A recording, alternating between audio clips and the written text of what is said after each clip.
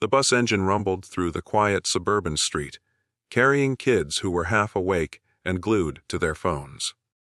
But in the back row sat a girl named Emily, who kept her head low, clutching her backpack tightly against her chest. She was the kind of girl no one really noticed, soft-spoken, shy, and always sitting alone. Her silence made her an easy target, and that morning, the bullies had chosen her again. They started with whispers, mocking the way she dressed, imitating her quiet voice. Emily tried to ignore them, staring out the window as the trees blurred past. But ignoring bullies only made them bolder. One boy leaned over, snatched her pencil, and snapped it in half with a laugh. Another shoved her shoulder, demanding she say something for once. Emily's throat tightened, but she said nothing. Then it happened. One of the boys grabbed her by the neck. It wasn't playful, it was cruel. He squeezed. Just enough to make her eyes widen in shock, her breath catching in her chest. A ripple of laughter filled the back of the bus as she struggled to pull his hand away. To the bullies, it was just another game. To Emily, it was terrifying. What no one realized was that Emily's father, Michael, was sitting 3 rows ahead.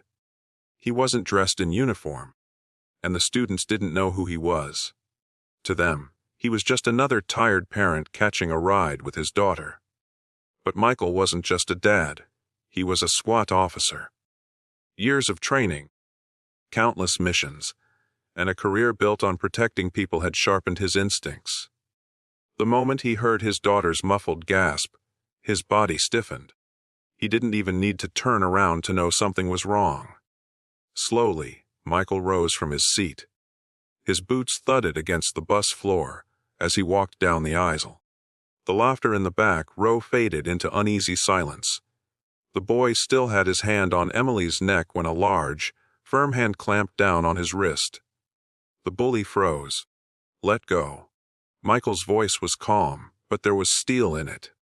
The boy released his grip instantly, his smirk vanishing. Michael stood tall, his presence alone enough to make the group shrink back. He looked each of them in the eyes, one by one, until they dropped their gaze to the floor. Then, without raising his voice, he spoke. "You think this is a game. You think hurting someone makes you stronger. Let me tell you what strength really is. Strength is protecting people who can't fight back. Strength is standing up when it's hard. Strength is respect." The bus was silent.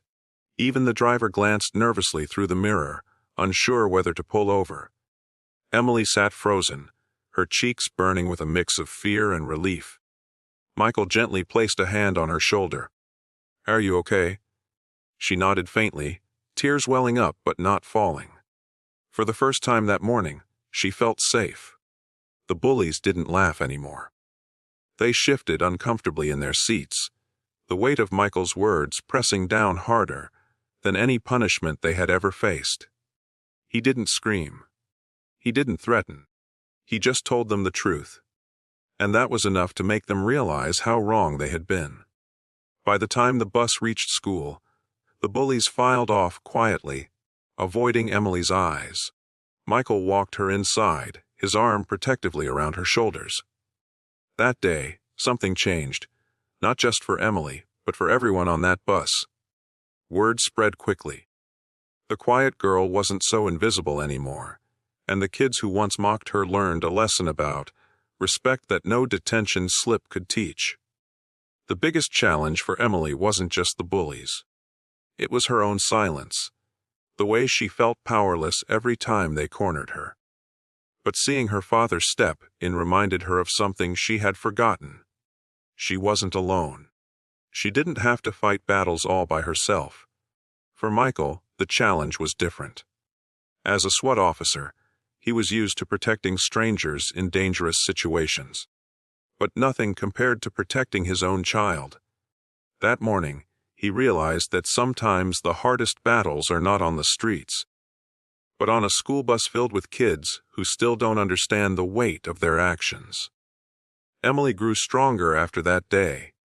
With her father's support, she began to speak up more, not only for herself but also for others who sat quietly in fear. The bullies, humbled and embarrassed, found themselves slowly changing too.